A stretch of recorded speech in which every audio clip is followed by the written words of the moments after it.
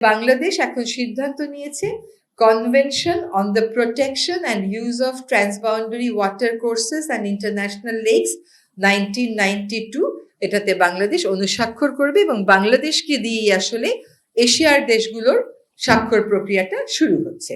খুব খুশি মনে আপনাদেরকে জানাতে চাই যে আমাদের অভিন্ন নদীর পানি ভাগাভাগি নিয়ে, পানি ব্যবস্থাপনা নিয়ে আমরা সবসময় বলি যে আমরা আন্তর্জাতিক আইনগুলো কেন স্বাক্ষর করছি না।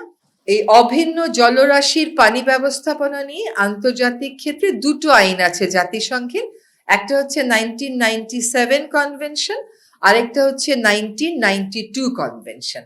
1997 কনভেনশনটা 1914 সালে কার্যকর হয়, অর্থাৎ উজানের দেশগুলোর অনীহার কারণে মাত্র 36টা দেশের স্বাক্ষর লাগতো, সেই স্বাক্ষর পেতেই লেগে যায় 17 বছরেরও বেশি।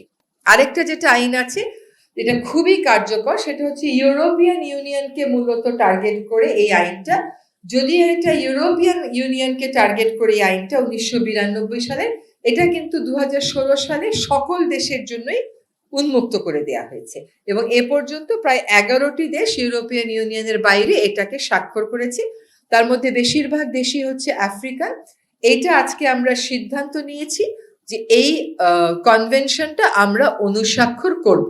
এর আগে যত প্রক্রিয়া ছিল, সংশ্লিষ্ট জনদের সাথে আলাপ আলোচনা করা, আন্তঃমন্ত্রণালয়ে আলাপ আলোচনা করা, তারপরে ওই কনভেনশনের সেক্রেটারিয়েট থেকে লোক আসা, সবই আমাদের হয়ে গেছে।